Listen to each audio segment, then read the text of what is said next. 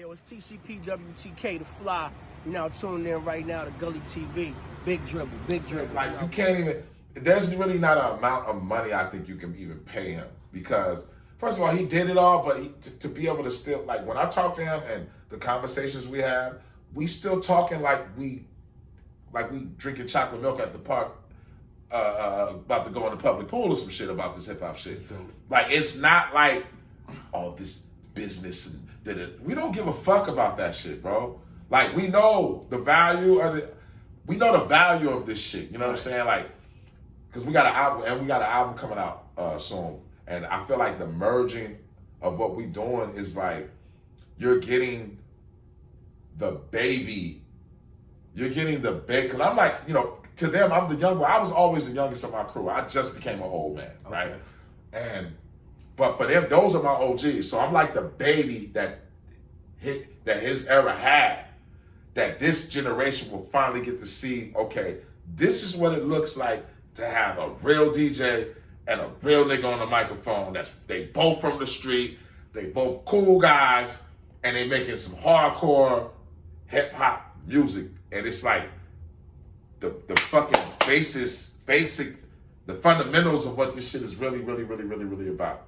You know what I'm saying? I feel like we don't really have too many dynamics like that no more, like the Gang Stars and P-Rock and CL Smooths and shit like that. You know, everything is just, you know, let me throw you 15 beats, you rap on it, and it's really no chemistry with the shit. Like, when the last time you heard a nigga even rap about his DJ? It's very rare that you hear a guy rap about himself being nice. That's what attracts me to the pocket that you exist in right now. Niggas is back rapping about being nice. Right. So tell me, how did you reinvent yourself and get embraced by? I gotta give that to Roc Marciano. Shout out to Roc Marciano. I would definitely have to give that to Roc Marciano. I was always doing my shit. I always felt that Roc was gonna bring that shit back. You know what I'm saying? Even back in the UN days, when I first heard him, I was like, yeah.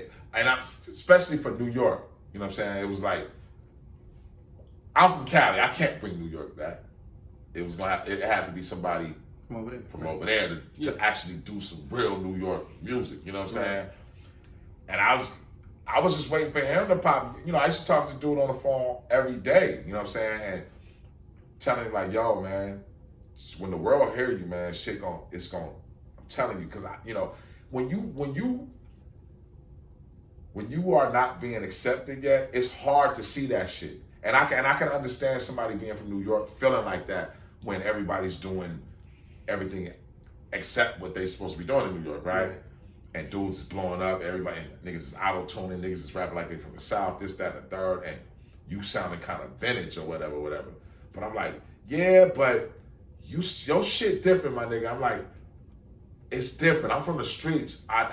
Street niggas is gonna hear that shit and be like, he got an aura. I've been looking for this. He got an aura. You know what I mean? He's a special case. Yeah. He is. It's like a Rakim, and he got, you know, he's from Long Island. It's like, I don't know, I can't put my finger on it. And I knew that. And when he put out that first album, I was like, yeah, the game is gonna come back. It's the rare beats. I mean, the minimalist beats, the drumless beats, as my man Stretch Arms or Bobito would say, dust blunt beats. You know what I'm saying? The dust blunt beats. Dust blunt beats. Yeah, that's that good New York music. You know what I'm saying? And he brought that shit back, man. And then my man Westside Gun,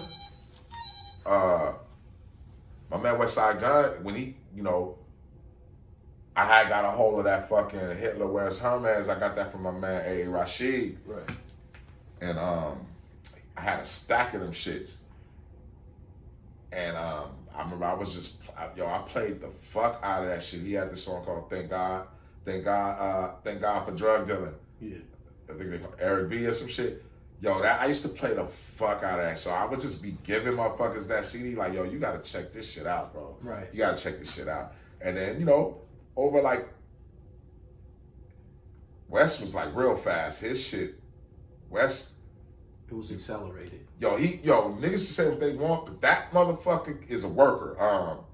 that nigga's a worker, bro. Like, he was a workaholic. You know, when I first met him, when I first hit him on Twitter, that nigga flew to Cali probably like a few days after that. Came, recorded, boom, boom. I seen him in Atlanta. He was doing shit out there. I was supposed to go record, I didn't get to record him that time. He was recording, da-da-da.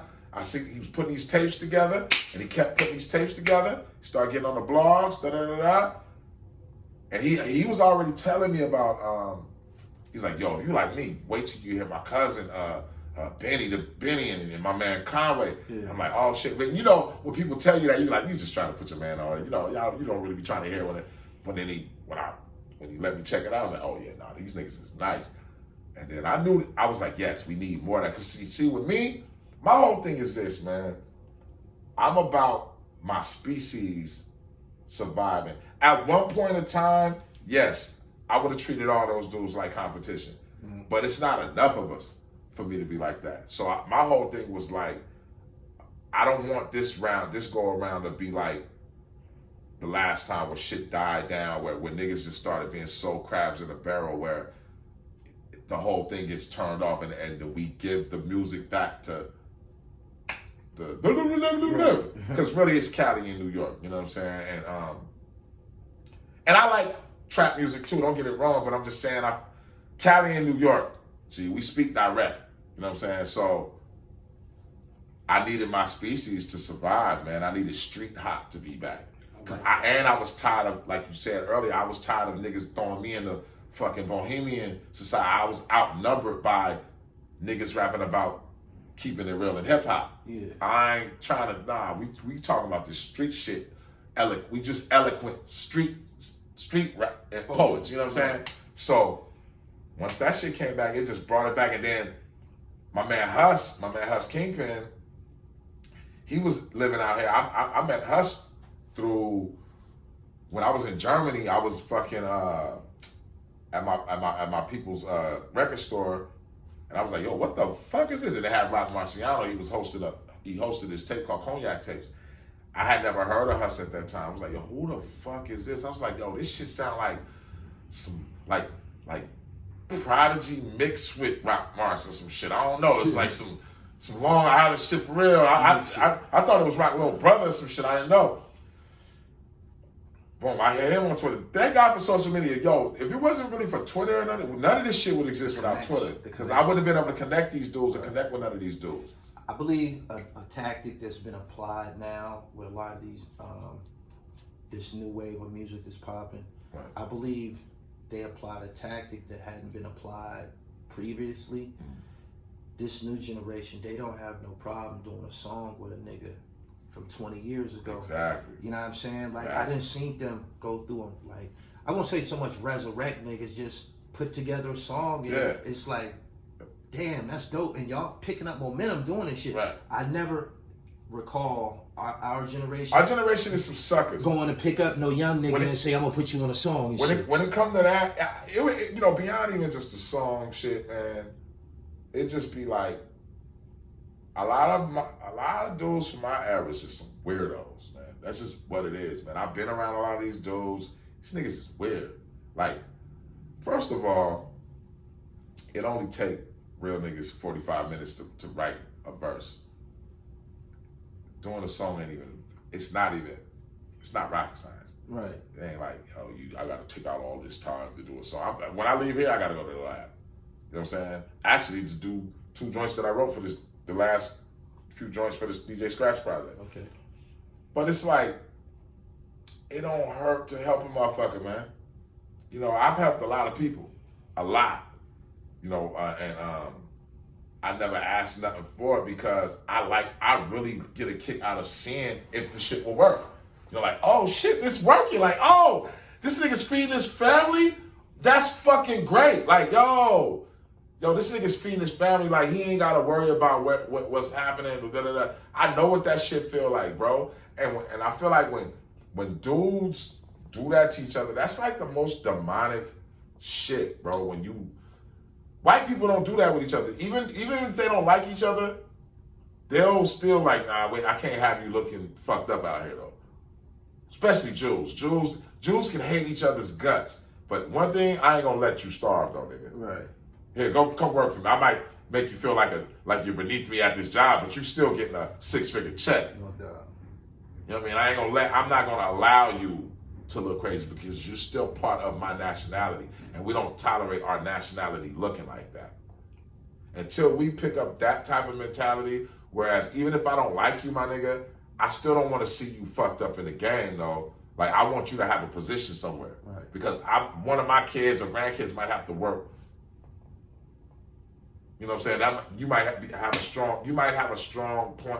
You might have a strength in something that I might not need, but somebody down the line for me might need. Prior to encountering Griselda, was you familiar with the upstate New York corridor? That's what I call it. It's a whole outside of the city. I had no idea, bro. I had no idea. And I've done shows in like Syracuse and Buffalo and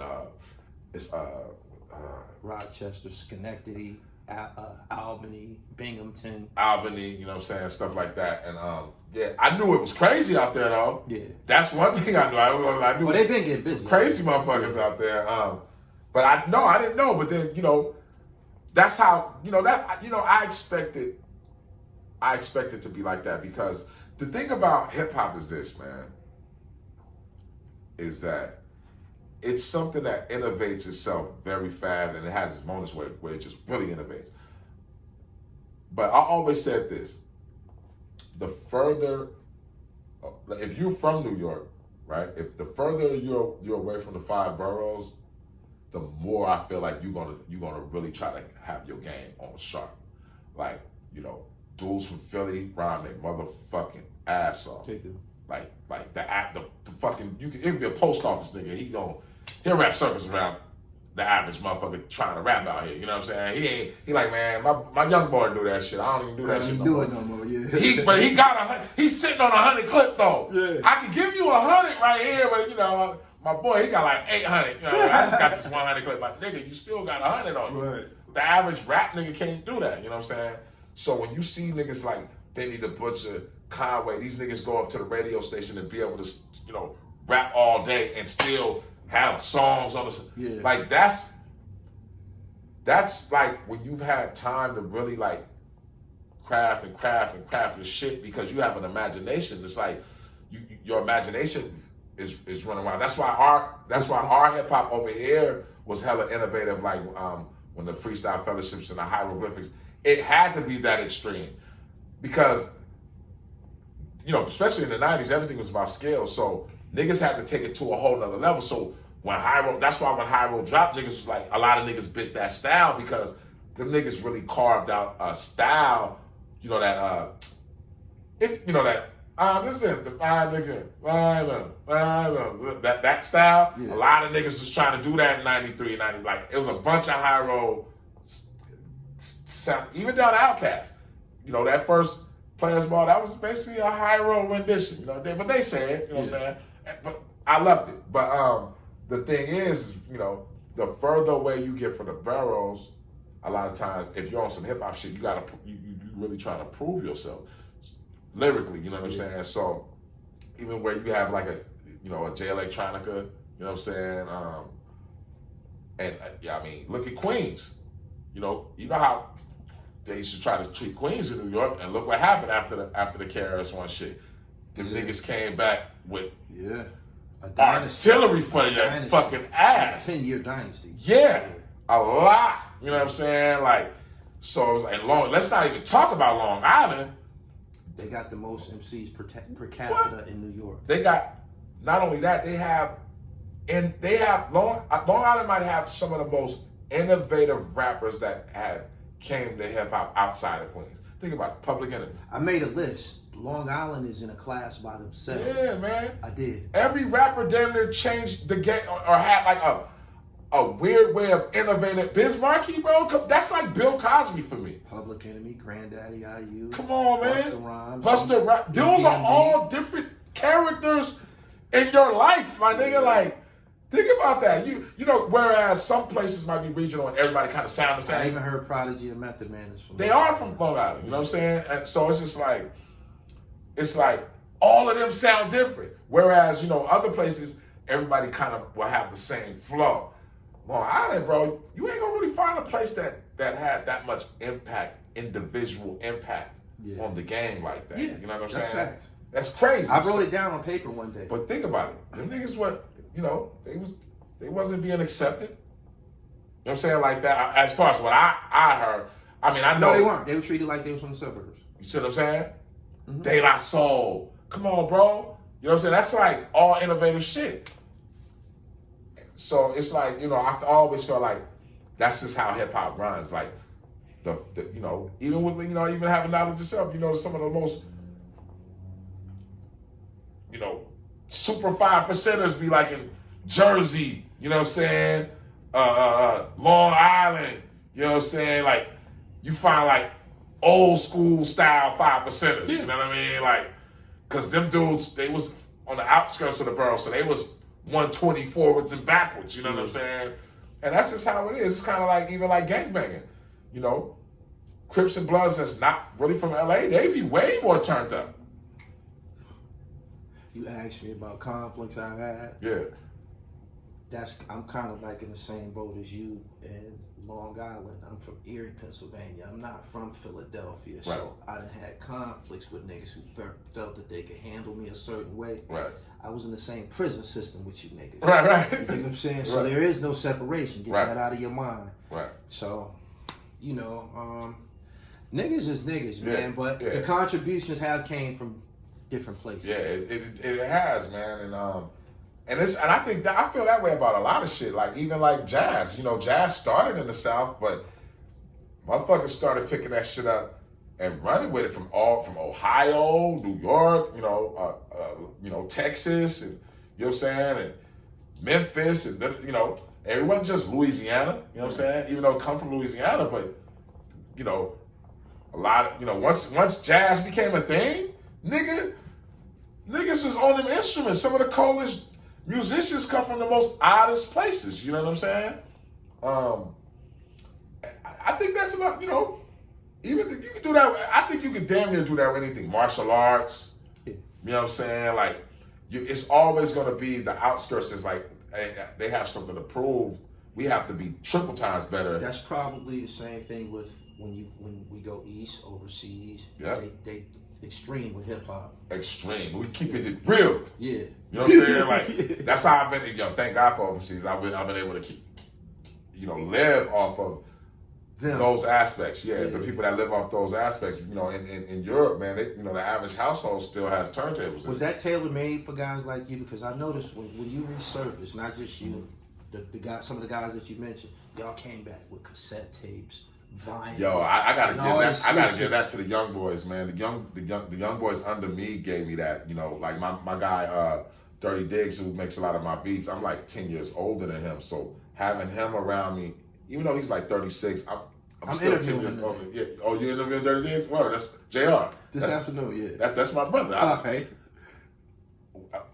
Off camera. Yeah. So look, he is like he keeps me updated. Cause you know, as far as like the fact, like I don't really wear a lot of designer shit, but I know I'm highly educated on designer fashion shit because of this motherfucker though. Okay. I mean, I know all the old shit, but all that new weird looking shit, Off-White and all yeah, that. he was on that shit early, bro. So like when it come to like what's next, what's the new wave.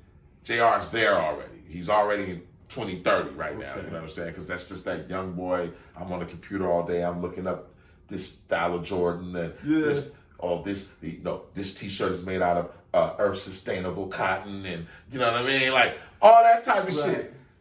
He keeps me updated with that shit. So it was them that got me with the tapes and the whole merchandise and shit. I seen that resurgence, but it, you know. It's just another tree off my branch. I was gonna say back in the early conversation about Rasco is I remember, bro, when I was still living in Fresno, and he would call me every other week and be like, "Yeah, I just did a show with EPMD. I just did a show with Big Daddy Kane," and I would be like, how the fuck are you doing these? And I'm like, he not signed. You not signed though. How are you doing these? You got paid? Like, yeah. I'm like, I know I hear this nigga's song on college radio. He not really on radio though, but every other week this nigga's telling me he's doing these shows. And I'm like, and you know, back then I was big. It wasn't like, you know, you see today everybody getting on shows. Nah, back then you couldn't pay to get on those shows. And nigga, you had to be somebody to do the level of shows he was doing. I'm like, okay. And then I realized he worked at a distribution company called THRU. You know, I'm about 19 at this point, going into 20, because right before I moved to the Bay. Because I moved to the Bay when I was 19. And so I'm like, how the fuck? So I'm noticing he working at THRU. So now I'm seeing that it's a subsidiary culture going on where you got all these underground dudes pressing up their own vinyls. A lot of people didn't notice at that time. See, the trick back then to get a deal was you press up your vinyl, because it made your shit more professional than just a nigga with a demo tape, If you come to a label like, yo, shit, my shit they already playing my shit's on record, they looking at you different now. Yeah. You know what I'm saying? So we had vinyl and shit, and you know, Fat Beats wouldn't even take my record when it first came out because the cover was too, I guess, abstract looking. Okay. I was young and shit, and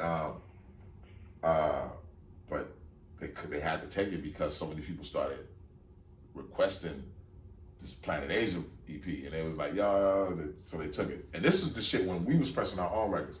But back then, I was making like 5 bands a month off that shit. And I'm talking about, this is not no selling hand-to-hand shit. I never was really selling my records hand-to-hand. That wasn't my thing. My shit was dropping my shit off at the store. No doubt. You know, back then, especially in New York, oh my gosh. Y'all shit was like a gold mine, because y'all had so many stores. Yeah. You know what I'm saying? At one point in time, you could just go from store to store dropping off fucking CDs and shit, the same thing on the DVD circuit. What? Yeah. Mixtape, DVDs, all that shit, man. I know that, you know Jay Ronan from Brooklyn? I've met him before, yeah. Jay Ronan, yo, that motherfucker made a lot of money off of mixtapes, bro. Yeah. Trust me. Because I used to be with him, going to each store with the mixtapes. But that happened, and then, remember Land Speed? Yeah. Okay, so I come out with my first EP. As I come out with my first EP, okay, that's 98. I'm touring through 99. 2000 come. Oh, I jumped on the rap on Rascal's first album. That came out in 98, 97, 98. Time Waits for No Man. We shot a video. That shit got on Yo TV Raps. So now we in this weird indie wave. Then he gets signed to Universal in London, and he's indie over here, and he signed to Universal in the UK.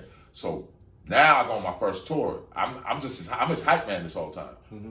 First tour with Jungle Brothers, UK, bump, 42 cities, Now I'm like, oh shit, oh, this is different. Like, yo, okay, I'm not signed, but I'm doing major shit. I'm like, I'm on MTV. Like, okay, this indie shit is different. This ain't just no selling out the trunk shit. I'm like, it's kind of like weird. I feel like I'm on a major damn near. And then I get a deal with we do the Cali Agent thing, because the Blackout album with Red and Meth came and I was like, yo, that was a dope idea. We should do that. Right. Because everybody loved us anyway. I'm like, fuck it, let's do an album. It's just me as a youngin. I created Cali Agents. Boom. We get a deal with New Groove. New Groove is basically the dude that owned TRC that he worked at owned New Groove, which was a subsidiary label that put out AC Alone, Zion I, and a few other artists. So he want us back because we hot in the city. We do it. All our shit is selling out, shows selling out. He give us 40 bands. You right? So I'm 20 years old, got to get my little 27 bands, right? I immediately go to New York. So yeah, it was 90. It was 90.